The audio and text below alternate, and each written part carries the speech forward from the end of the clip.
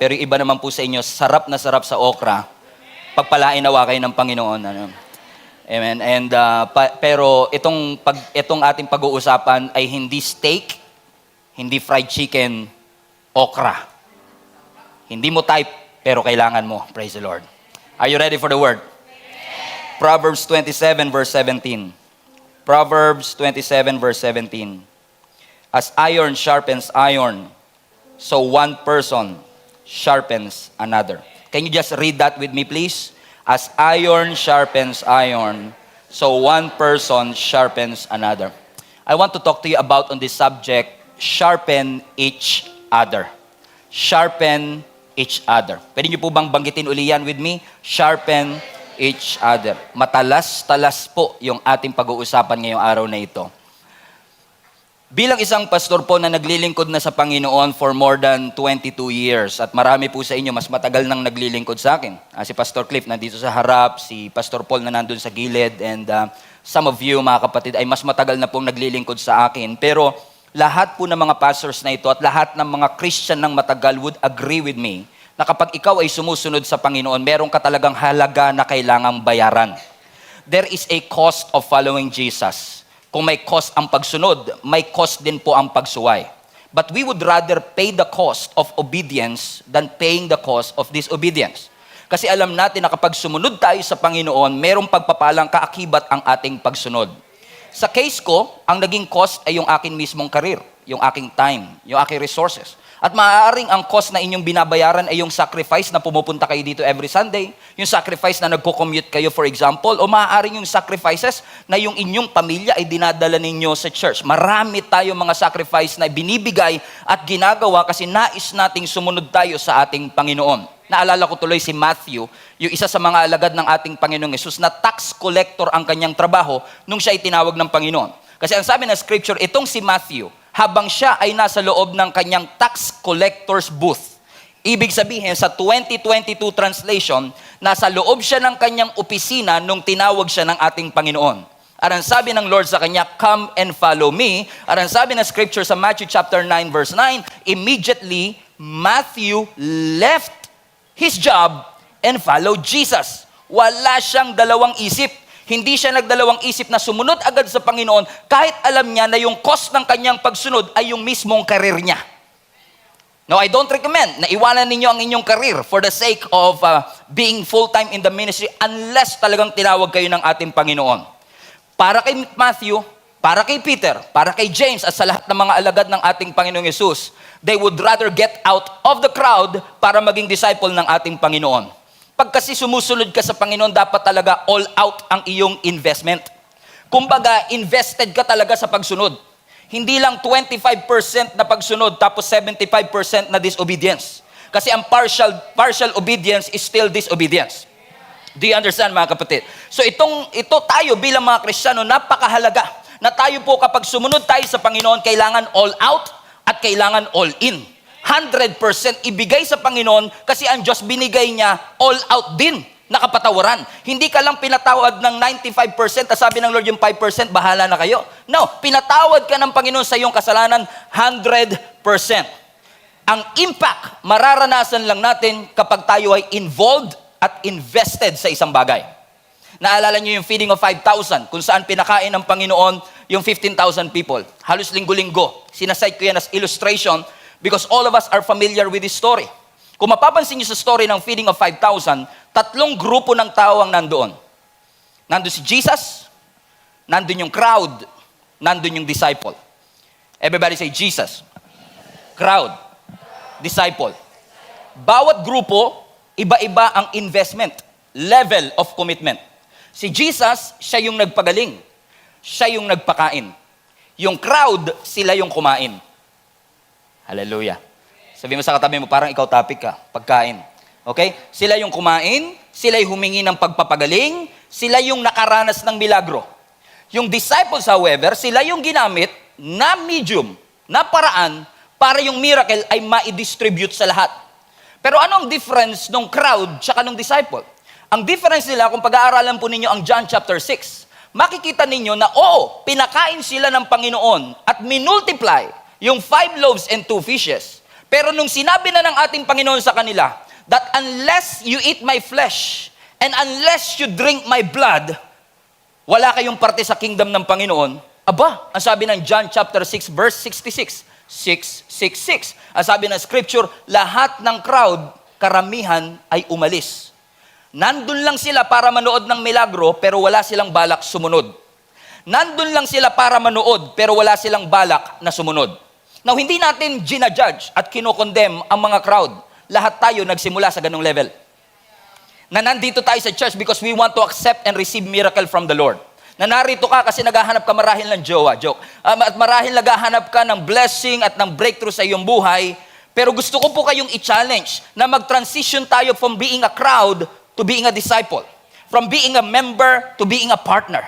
Na ang ating iniisip ay hindi lang kung anong makukuha ko sa Panginoon, kundi ano naman ang mabibigay ko sa Kanya sa lahat ng bagay na ginawa niya sa akin. Kaya nga sabi ng psalmist, di ba, what can I render to the Lord for everything that He has done in my life? What a mature statement na sabihin ng isang Kristiyano, na Lord, alam ko masyado ka ng maraming binigay, but this time ako naman, Lord. Gusto ko ako naman ang mag-i-invest, ako naman ang magsasacrifice, ako naman ang magbibigay. Bakit mga kapatid? Kasi gusto ng Lord na mag-level up tayo sa mindset na ano bang makukuha ko, sa ano ba ang kaya kong ibigay. And when we do that, I believe with all my heart na ang church, amen, ay mas magiging healthy place kung lahat ng tao ay willing to give rather than receive. Unfortunately, kapag tayo ay kabilang sa isang pamilya, huwag na natin pag-usapan muna ang simbahan. Sa pamilya na lang. Kami po, for example, 5 kami magkakapatid, tatay ko pastor, nanay ko asawa ng pastor, ako pastor. Yung sumunod sa akin, nasa Canada, sound engineer sa GIA Toronto. Yung pangatlo, full-time worker ng church, natin dito sa church. Parang executive leader, associate ko na din. Yung pang-apat, worship leader natin dito sa church. Yung pang-5, pinapanalangin pa natin. Joke! Yung pang-5, drummer ho natin dito sa church, yung nag-drums kanina. Pinapanalangin pa, deliverance, joke. Pero kahit kaming lahat ay naglilingkod at lahat kami invested in God's kingdom, hindi maiiwasan ang conflict. Hindi maiiwasan because the moment you invest in something at all out ka sa isang bagay, passionate ka sa isang bagay, hindi porket pare-pareho kayo na nagsiserve, nag-i-invest, nagmamahal sa Panginoon, ay ibig sabihin lahat ng bagay ay magiging smooth. Which made me realize na kapag ikaw ay invested sa isang pamilya, invested sa isang organization, hindi maiiwasan ang mga conflict. Kasi kahit gaano ho tayo magkasundo ngayon, if we hang out long enough, there will be conflicts among us. If we hang out long enough, magkakaroon ng misunderstanding. Pwedeng may mga hindi tayo pagkakaintindihan kasi iba-iba po tayo ng belief. Pero ang aking pong gustong ituro sa inyo ngayong araw na ito is that kapag dumating tayo sa conflict, ang magandang mindset, paano ba ako magre-respond? Kapag nagkaroon ng conflict sa aming family, bilang pamilya na naglilingkod sa Panginoon, gusto ko pa naman isama ang aking pamilya at magsimba kami. Pero kung dumating man ang pagkakataon na magkaroon kami ng conflict at hindi pagkakaintindihan, how am I going to respond to it? Kaya nga yung text na binabasa natin sa Proverbs 27 verse 17, ang sabi nun, as iron sharpens iron, kung paanong ang bakal ay hinahasa sa pamamagitan ng kapwa niya bakal, gayon din naman ako ay nahahasa sa pamamagitan mo. At ikaw ay nahahasa sa pamamagitan ko. Kung titignan natin yung analogy dito ni King Solomon, makikita ho natin mga kapatid na may benepisyo pala kapag yung dalawang bakal ay nagkakaroon ng kiskisan. Kapag may friction, at ang friction nag-i-increase, umiinit ito. Right? Come on, man. Kapag tuloy-tuloy ang kiskisan, nagkakaroon ng friction. At kapag tumataas ang friction, tumataas ang init. At pag tumataas ang init, nagkakaroon ng spark. Amen? So, ganun ang nangyayari mga kapatid. Because when we involve in each other's lives, posible talaga na magkaroon ng kiskisan, pero based dito sa Proverbs, nakakatulong. Kapag tayo, amen, ay nakikadaupang palad, nakikisama, nakikipagtulungan sa kapwa natin, Kristiyano, sa kapwa natin, mananampalataya. Katulad ng kutsilyo, kung paanong siya ay hinahasa, every time na siya ay kumikiskis, makikita ho natin mga kapatid na mas nagiging efficient ito. Ang kutsilyo, kapag walang talim, kutsilyo pa din. Pero hindi na siya kapakipakinabang. Kung mapapansin nyo dito, iba ang tama ng marupok o mapurol sa sharp. Kaya kailangan mo siyang hasain. At sa ibang paghahasa katulad ng mga espada, for example, kailangan mo ng mainit, extreme heat. Kailangan may friction. Kailangan may hammering. Ibig sabihin, violente ang proseso para lang maging matalim ang espadang ito. Minsan talaga, iaalaw ng Lord na mapunta ka sa environment na may friction, sa environment na may extreme heat, sa environment na may hammering, kasi gusto ng Lord na ikaw ay ihugis. Kapag ikaw ay dumaan sa init at dumaan sa apoy, dumaan sa misunderstanding at dumaan sa conflict, hindi ito komportable. Minsan iaalaw talaga ng Lord na i-deal natin yung mga difficult and challenging conversations in order for us to be developed in our relationship. Not just with our God, but relationship sa ating mga kapwa Kristiyano.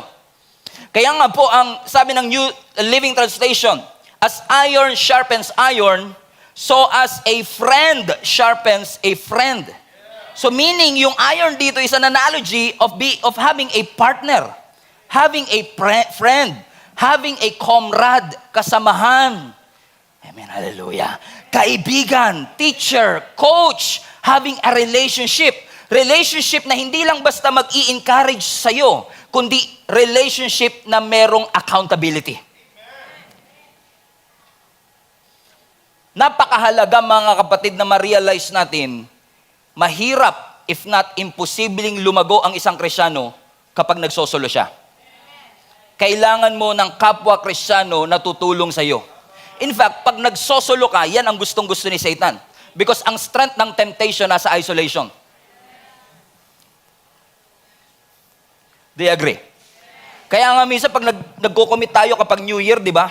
Promise talaga, hindi na ako talaga. Promise talaga, di na talaga ako magmumura. Di na talaga ako magbibisyo. Pero pag mag-isa ka lang at walang accountability partner, it's harder.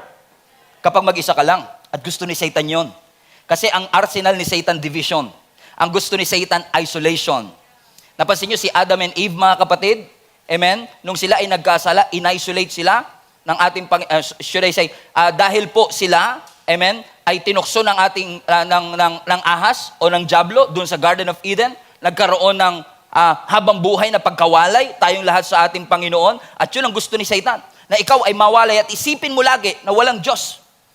Na hindi mo kasama ang ating Panginoon. That you are isolated, that people don't care about you. Na walang malasakit ang ibang tao sa iyo, na hindi ka mahal ng pastor mo, o hindi ka mahal ng leader mo. He wants that na mangyari sa atin. Kasi alam ni Satan, kapag ikaw ay isolated, lalo kang pumupurol. Kailangan mo ng somebody na mag-i-encourage sa iyo that will hold you accountable. But when I was reading this, Proverbs 37 verse 17, which I've been preaching already for quite some time. Na-preach ko na ito sa mga volunteers natin, sa mga mentorings natin. In fact, na-preach ko na rin ito sa ibang church before. Pero na-realize ko itong Proverbs 27:17 ay mas malalim na kahulugan. Kasi noon, ang iniisip ko, kapag iron sharpens iron, kailangan mo ng mga pastor na tutulong sa'yo. Kailangan mo ng mga leaders na mag-i-encourage sa'yo. Totoo yun. Pero kung kayo po ay pamilyar, ang iron, kapag kinikiskis sa kapwa iron, nakakahasa, pero may mas maganda pang way para mas tumalas ka. At hindi kapwa bakal sa bakal yun. Pero bakit kailangang bakal sa bakal? Nagkamali ba ang scripture na sinabi niya kailangan bakal sa bakal? No. Kasi kung titignan niyo po ang konteksto ng Proverbs 27, makikita dito na oo, kasama ang encouragement. Pero sa totoo lang, pag sinabi ritong iron sharpens iron, you need somebody, what's this? You need somebody that will annoy you, that will trigger you, that will make you angry, so that you will be sharpened. Wow! Akala ko kailangan pag iron sharpens iron, kapwa mo Kristiyano, pareho kayo mabait. At kayo'y magiging mabait.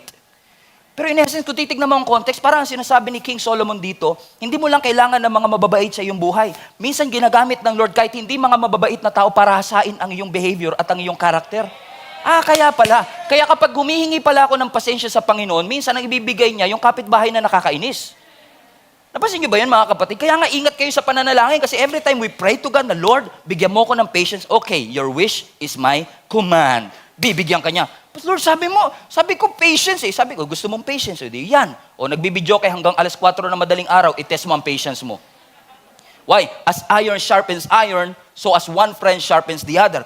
Ibig sabihin, yung verse pala na ito, Hindi katulad nung nakagawian at pinapaniwalaan ko na kapag ka ikaw ay hinahasa, yung naghahasa, kailangan mo, ikaw na hinahasa, kailangan mo ng maghahasa sa'yo. Kailangan mo ng mentor, kailangan mo ng teacher, kailangan mo ng coach. Pero dito sa verse na ito, kung lalaliman ho natin yung ating pag-aaral, makikita nyo na sa iron sharpens iron, mutual ang benefit. Yung naghahasa na ikinabang, yung hinahasa nakikinabang din. Ibig sabihin mga kapatid, merong mutual benefit in making others better. So when we fellowship with each other, ang benefit, hindi lang si pastor. Hindi lang din kayo ang nagbe-benefit. Both of us nagbe-benefit. When we fellowship, when we pray together, amen, when we worship together. That's why it's very important that you come to church, in person man or online. Do your best to attend every Sunday kasi may mutual edification. May mutual benefit kapag tayo ay nagpapalakasan sa isa't isa. Minsan, kung gusto nating mapabuti, ang gusto natin, Lord, tanggalin niyo po yung mga kaguluhan sa buhay ko, tanggalin niyo yung mga Lord, kung pwede lang yung mga kampo ni Satanas, Lord, pagtatanggalin niyo na sa langit, at masyado namang mabait, sama niyo na po sa langit. Kaya gusto natin yung kaibigan na lagi lang magsasabi ng mga mabubuting bagay sa atin, correct? Amen? Pero minsan yung mga kaibigan natin na nagsasabi ng totoo, minsan kalaban natin to. Pero I've lived long enough and I've been serving the Lord long enough na minsan ginagamit ng Lord yung mga tao na minsan magsasabi ng words na irritating, pero minsan yung sinasabi nila irrigating. Nakaka-irritate, pero kung titignan mo, it irrigates your life. Nakakatulong ito sa'yo. As iron sharpens iron, so as one friend sharpens a friend. Ibig sabihin, kailangan mo ng mga relationship that will sharpen you for now and will sharpen you for next. Those kinds of friends, those kinds of relationship. Bakit? May mutual benefit, may mutual advantage kapag tayo ay nagsasama-sama. Anong ibig sabihin nito? Siguro ang bottom line lang gusto sabihin ni Lord ngayon, you cannot sharpen yourself. Hindi mo kayang hasain ang iyong sarili. In Genesis, the Bible says that it's not good for a man to be alone. In the early church, kung titignan nyo kung bakit lumago ang early church, ang sabi ng scripture, they devote themselves together. They pray together. They fast together. They worship together. Lahat yan corporate activities. Hindi solo-solo, kundi pamilya, sama-sama, kasi alam natin mga kapatid, may strength, may lakas kapag tayo ay nagsasama-sama. Hindi mo man lagi gusto ang iyong kasama, hindi mo man gusto ang ugali ng kasama mo sa church, hindi mo gusto ang kulay ng buhok niya pag umaatin sa church, hindi mo gusto kung saan ka pinaupo ng usher ngayon. But as iron sharpens iron, so as one friend sharpens the other.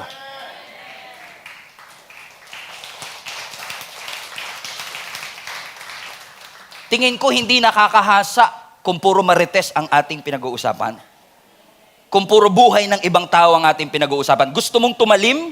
Pag-usapan mo si Kristo. Pag-usapan mo ang ginawa niya sa buhay mo. Magugulat ka kahit nagbibiruan kayo. Once na pinag-usapan niyo si Jesus, siseryoso kayo eh. Kasi lahat tayo mapapaiyak sa lahat ng bagay na ginawa ng ating Panginoon. Do you agree? Kailangan mo ng conversation that talks about Jesus. And by the way, kapag lagi niyong pinag-uusapan si Lord at ang kanyang salita, lagi yang kapakipakinabang. Lagi. Sure yan. Kapag meron kayong relationship, groups, churchmates, na wala kayong pinag-uusapan kundi si Jesus at ang kanyang salita, lagi po yang kapakipakinabang. Both of you will benefit. Yung testimony niya, siya yung nakaranas, pero ikaw na sineran, ikaw din napuspos. Ikaw din napagpala. Bakit? May mutual edification. May mutual benefit kapag tayo ay nag-uusap ng patungkol sa salita ng Panginoon. Siguro kaya hindi ka pakipakinabang kasi ang tagal nag-usap pero hindi pinag-usapan ng Panginoon. As iron sharpens iron, so as one friend sharpens the other. Tapikin mo nga katabi mo, patulog na siya eh. Wag na wag po nating pababayaan. Wag na wag nating pababayaan ang mga iron sharpening moments ng ating buhay. Mga bagay na inalaw ng Diyos, inalaw niyang maranasan mo para hasain ka sa iyong pananampalataya. And as we come together and as we step into each other's lives, we have to watch out for our unity. Everybody say unity. As iron sharpens iron, so as one friend sharpens the other. Unity is very important in the body of Christ. Unity is very important in the family, in an organization, in a company. Dapat nagkakaisa kayo sa isang vision. Dapat nagkakaisa kayo sa isang purpose, sa isang pangitain. Hindi pwedeng kanya-kanya ng vision. Lahat may pangarap, pero dapat isa lang ang vision. Kasi once na naging dalawa ang vision, nagiging division. Nagkakaroon ng pagkakawatak-watak. Pansinin niyo po, sa salitang community, nandun yung unity. Kasi ang ibig sabihin ng community is common unity. Ang ibig sabihin ng unity is, community rather, is to have unity, amen? To have a state of oneness. To have a state of harmony. Nandun ka sa isang tagpo na kayo ay parang marami, pero isa. And having a unity is hard work. Keeping the unity is even hard work. Sa pamilya na nga lang, di ba? Lagi na nga tayong magkakasama, minsan, iba-iba pa. Watak-watak pa. Sample na lang, sa papanooring movie sa Netflix, sa papanooring palabas o pelikula. Minsan, yun na lang, hindi pa rin tayo magkasundo. Gano'n naman talaga, Pastor. Totoo naman. Bakit? Gusto ng Lord na tayo magkaroon ng pagkakaisa. Unity is good. And unity is God's will. Oh, how good and pleasant it is when brethren dwells together in unity. Walang Bible reader. Hallelujah. Praise God. When brethren dwells together in what? In unity. At huwag kayong matakot mga kapatid. Na porket may unity, ay pastor, kulto na yata tinatayo natin kasi kailangan mag-iisa tayo. Hindi. Hindi po porke may pagkakaisa, kailangan pare-pareho ang gusto. Hindi porket sinabi natin, ang Gia Kamanaba ay united, lahat kami gusto ng pizza. Lahat kami favorite pizza. Hindi porket may unity, pare-pareho kayo ng gusto. Ang ibig sabihin lang ng unity, you learn to agree to disagree. At ang ibig sabihin ng unity, admitted sa iyong kaisipan at sa iyong puso, na kapag ikaw ay mag-isa, mahina ka, pero kapag kasama mo ang pamilya, mas malakas ka. Amen? Yun yung gusto nating ipahiwatig sa atin mga kapatid. At even ang ating Panginoong Jesus have prayed, nanalangin siya na magkaroon ang simbahan ng pagkakaisa. Tingnan niyo po ang John chapter 17 verse 20 to 21. My prayer is not for them alone. I pray also for those who will believe in me. Sino po dito ang naniniwala sa ating Panginoon? O ipinapanalangin ka ng Panginoon. Ipinalangin ka ng ating Panginoong Jesus. Ano ang kanyang panalangin? That all of them may be one. One. That all of them may be one, Father. Just as you are in me and I am in you, and may they also be in us, so that the world may believe that you have sent us. Ang desire pala ng ating Panginoong Yesus, ang kanyang mga anak ay lumalakad ng may pagkakaisa. Nga lang minsan, pag nagkaroon ng conflict, pag nagkaroon po ng hindi pagkakaintindihan, minsan mas concern pa tayong maging tama kesa maging isa.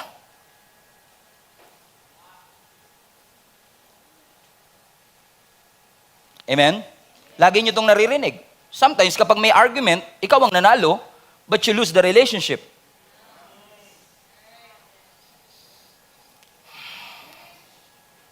14 years sa pagkakaibigan, nasira dahil sa halaman na natapakan.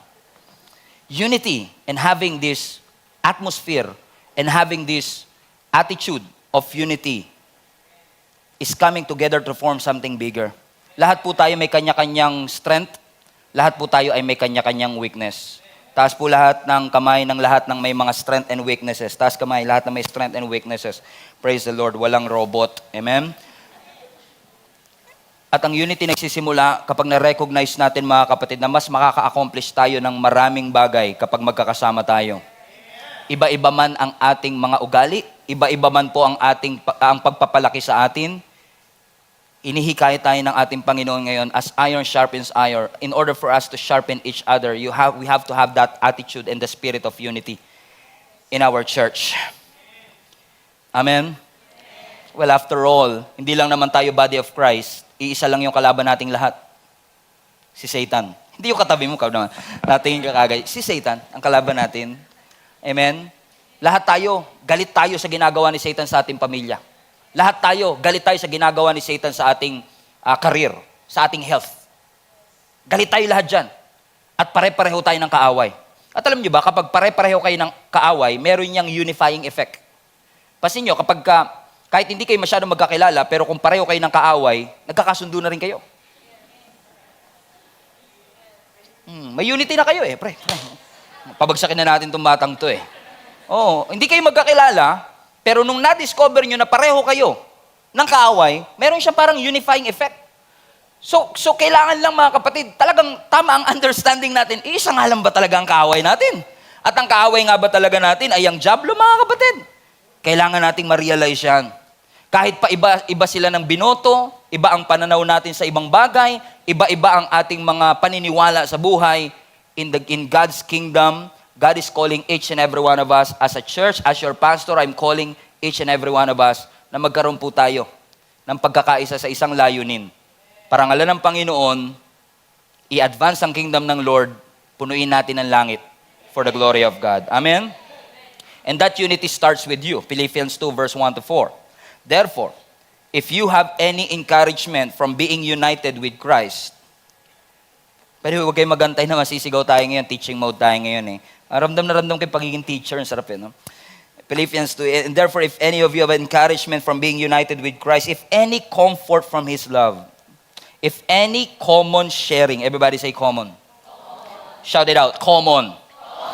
Remember that, sharing in the Spirit. If any tenderness and compassion, then make my joy complete by being like-minded. Common, like-minded. Having the same love. Common, like-minded, same love. Being one in spirit and one of mind. Look at these words. Common, like-minded, same love, one spirit, one mind. It speaks about what? Relationship and love and unity with each other. Bakit importante ang pagkakaisa sa isang simbahan? Kasi tayo po ay katawan ni Kristo. Amen?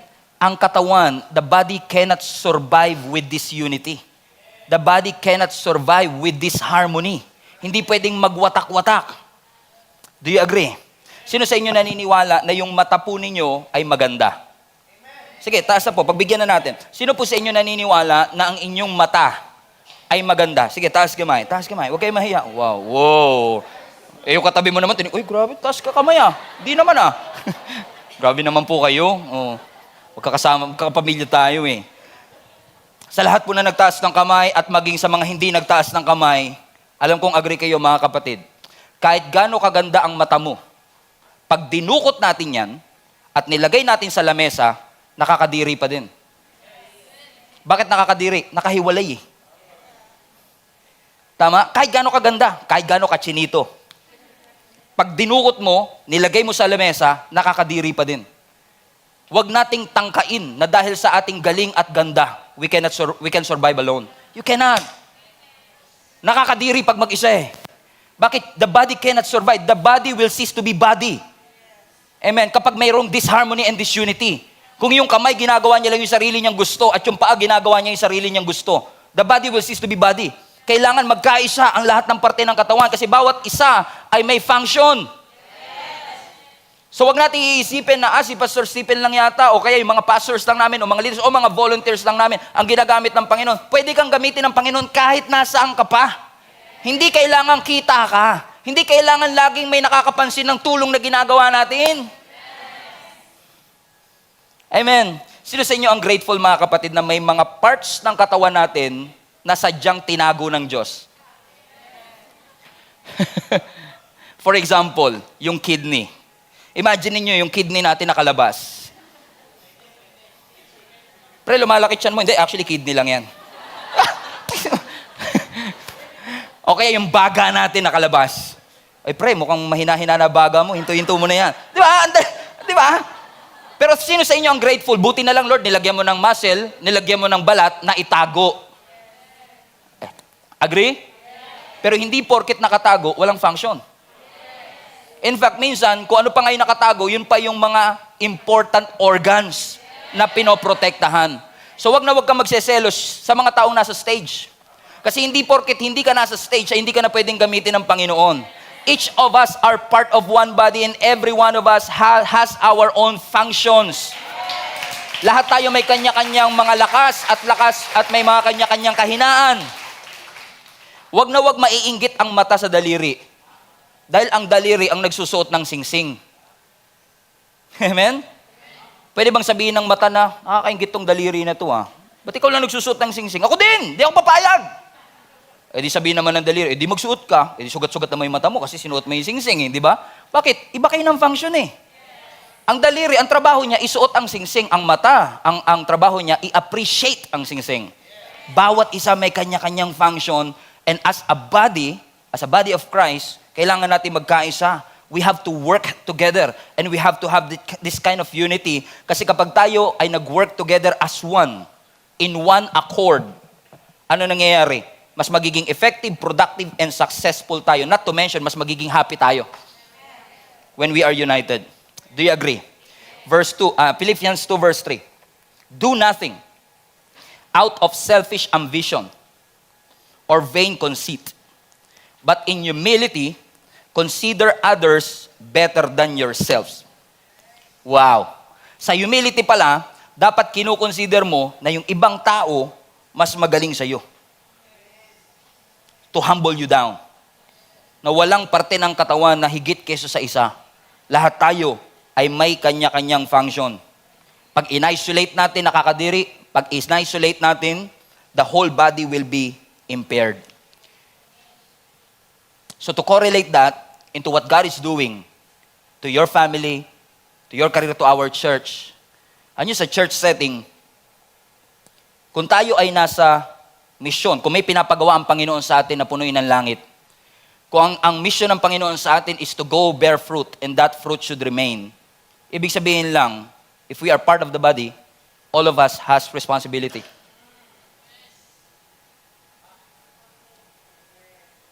Do you agree? Kaya nga sa mga magulang, hindi ko ini-encourage na para lang maghugas ng pinggan po ang anak ninyo, kailangan yung bigyan ng 20. Bakit? Hanggat parte ka ng pamilya, may responsibility ka dapat. Tapikin niyo po ang anak ninyo, sabihin mo, ikaw tapik ni pastor. Amen? Bakit? May mission May pinapagawa. Grabe Okay, pastor, preach it! Bakit? Lahat tayo may mission and every one of us is responsible. Ibig sabihin, pag tayo ay kabilang sa pamilya, kabilang tayo sa simbahan, hindi lang basta personal preference at personal agenda. Ano yung gusto ng Lord mangyari? Yun yung lalakaran natin. Kasi kung si Pastor Stephen lang masusunod, wag na tayo mag-global fam meetup, nakakapagod. Wag na tayo mag-share ng gospel. Tayo-tayo na lang, mas close pa tayo. Diba? Tapos wag na tayo uuwi. Diba? 1 year na tayo nandito. Pastor, magrami ka naman. Ayun yun, magiging close tayo sa isa't isa para pagdating natin sa langit, oh, hi, hello. Tagal-tagal tayo na magkasama. Alam mo ba, guess what? For eternity tayo pa rin. Diba? Pero hindi. Merong God-given vision na binigay sa Gia community 40 plus years ago. Ano yon? John 15:16. You did not choose me, but I chose you to go bear fruit and that have fruits remain. Therefore, kahit hindi convenient sa akin mag-share ng gospel, I have to. Because I'm part of the family. Kailangan kong tulungan na may advance ang vision kasi parte ako And every missionary has responsibility. Do you agree? Sa pamilya ganun din kailangan tulungan. Hindi naman tayo papayag na si tatay lang lagi, si nanay lang lagi. Sino po sa inyo mga magulang natutuwa kayo kapag po yung anak ninyo walang ginawa buong maghapon kundi umupo lang sa sopa, mag-computer, mag-Netflix? Ayaw nila na mag-game. Pastor, kanina pang sugatan tungan ako Amen? Hindi po pwedeng si tatay lagi. For example, can you just do this with me? Do this with me. Okay, try natin. Lakasan nyo. Pinakamalakas na kaya ninyo. Go ahead. Go ahead. May impact ba? O parang kahit anong hard, kahit anong... Bakit? Kapag si tatay lang kasi lagi kumikilos, wala mangyayari. Kahit anong effort niya, yung impact, limited. Kaya dapat si tatay tinutulungan ni nanay. Go ahead. Kasi pag tinulungan siya ni nanay, uy, teka lang kanina walang tunog walang impact, pero ngayon meron ng impact. Pero syempre, nakakapagod naman kung si nanay at si tatay lang lagi ang kikilos. Kaya sabi niya, anak naman, please naman. Oh, ako na nga nagluto, ako pa maghugas ng pinggan. Maghugas ka naman ng pinggan. Praise God. So ang gawin, si panganay, medyo mabait-bait siya. Nakakati ng youth service, ng YWAB, ng singles night. Kaya sabi niya, sige, tulungan natin si nanay, nakakaawa naman. So makikita natin mga kapatid, yung kaninang walang effect, ngayon meron na. But still limited. Kasi yung pangalawang anak nakahiga pa rin sa sopa. Kaya kailangan patulungin din yan. So hindi porke hindi dapat laging si pastor lang, si leader lang, ang volunteer lang. We should have a part para pagdating ng lahat tayo nagtulong-tulungan ay mayroong impact, may dating yung ating ginagawa. Ephesians 1:3 again, make every effort to keep the unity of the Spirit through the bond of peace. Alam niyo ba si Satan hindi siya takot sa malaking simbahan. Takot si Satan sa nagkakaisang simbahan. Kasi kapag ang church ay united, unstoppable tayo. But when we argue, when we fight each other, sabi mo yung pastor, di ba? Punuin ang langit and fight your family. Hindi, fight for your family. Hindi fight your family. Nilabanan mo yung pamilya mo eh. Mali! ulit. Growth track ka ulit. Amen? Ano? Punuin ang langit, let us fight for our family. We don't fight our family. Hindi natin sila nilalabanan. Amen? Gagamitin ni Satan ang lahat ng mga wounds, unresolved issue, unresolved pain para magkaroon ng foothold sa atin. And we will not allow Satan to do that for us. Kasi gusto natin isa tayo with one accord. And last as I close is accountability. We have to watch out that somebody is watching your back. Napakahalaga na meron pong nagmamatsyag sa'yo. May mga taong nandyan para hindi lang i-encourage ka, kundi para paalalahanan kang mali na yata iyan, kapatid. Mas maganda yata kung ito ang ating ginagawa. 1 Thessalonians 5:14. We urge you, brothers, admonish the idle, encourage the faint-hearted, help the weak, everybody read, and be patient with them all. In fact, even Apostle Paul are saying that let our lives lovingly express the truth. Napakahalaga na may mga taong magsasabi ng katotohanan. Hindi mo kailangan ng mga taong kaya ka lang bulahin. Kailangan mo ng mga taong kayang sabihin ang totoo sa iyo.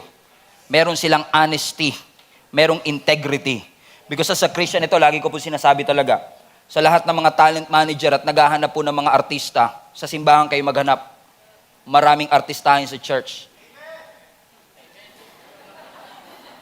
Hindi sa itsura actually, kundi magaling magpanggap at umarte na okay lang sila kahit hindi.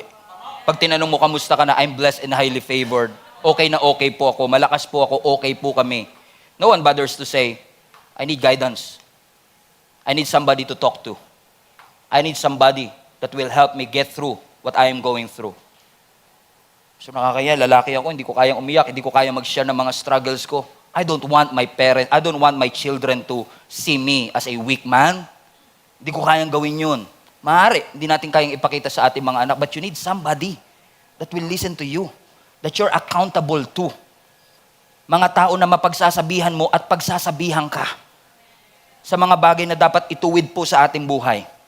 So my advice and my encouragement to all of you, let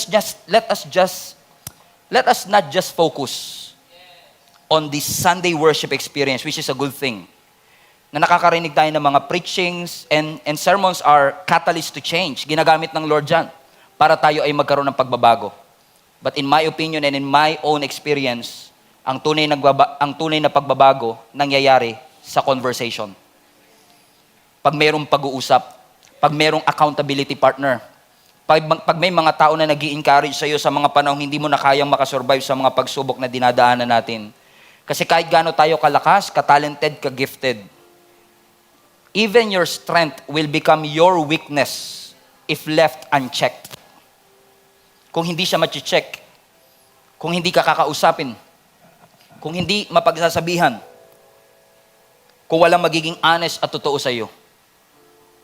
We will just go to church with a hypocrite mindset that I have it all together. Matagal ng Christian, pero yung integrity natin is still broken.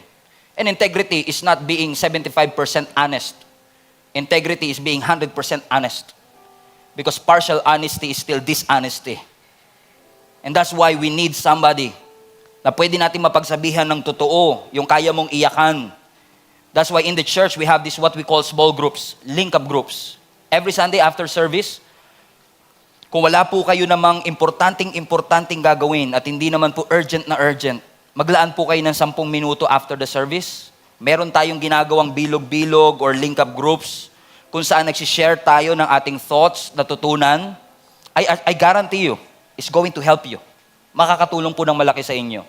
So if you don't have any link-up groups right now, I want to encourage you to stay after the service for the next 10 to 15 minutes. Just stay in your seat and somebody will approach you. Yung mga team natin, yung mga leaders natin will approach you. And you can find those people na kaedad mo, pareho kayo ng gender, so hindi ka mahihiya na i-share ang inyong mga struggles.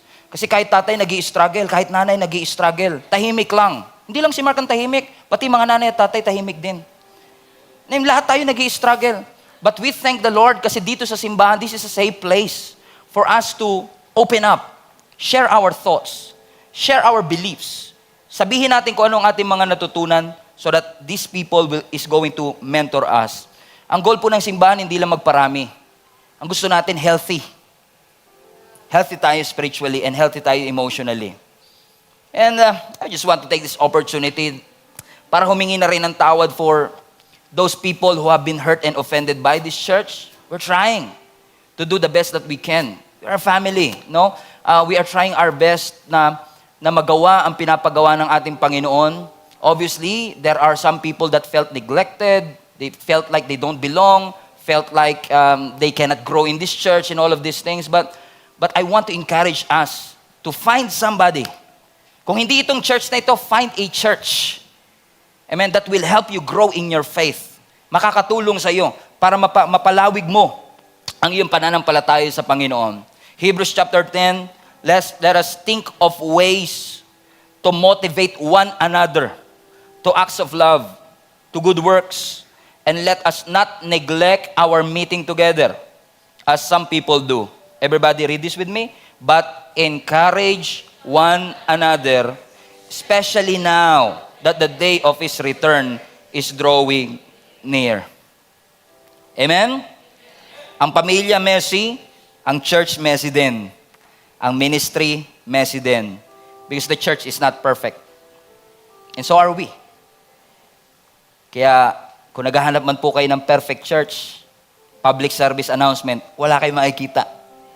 Kasi once na makita mo yung perfect church at sumama ka dun, hindi na sila perfect dahil sa'yo. Because we are imperfect. How can you expect the church to be perfect kung punong-puno ito ng mga taong imperfect? That's exactly what makes the church beautiful. Amen? Kasi alam natin na sa pamamagitan ng ating pagsasamahan, nagkakaroon tayo ng palakasan. May interaction, magkakasakitan minsan, magkakapikunan minsan, may magagalit minsan, may madidiscourage minsan, pero hindi natin susukuan ang ating pamilya. Amen? We are family. Minsan dysfunctional, kasi si Adam and Eve nga, yung first family, dysfunctional din eh. Pero maraming salamat sa Panginoon. Kahit hindi tayo perfect, we are trying to serve a God who is perfect. Mga pastors ninyo, si Pastor Stephen and si Pastora Jenny, hindi rin po perfecto. We are just normal people trying to serve a perfect God. Trying to preach the perfect word of God.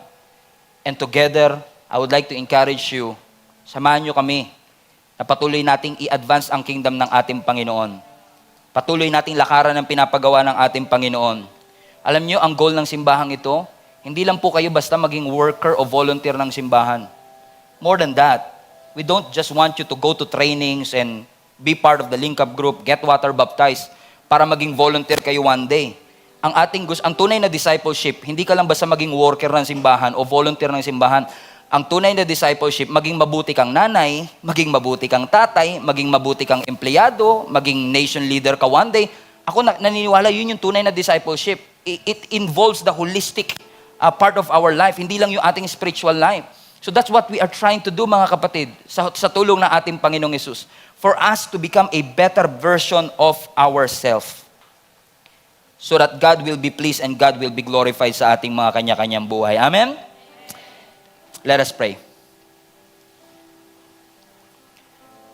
Father, today, we just want to say thank you. At patawarin niyo po kami, Panginoon, sa mga pagkakataon na yung comfort namin ang nagpapahinto sa amin para kami ay mag-grow.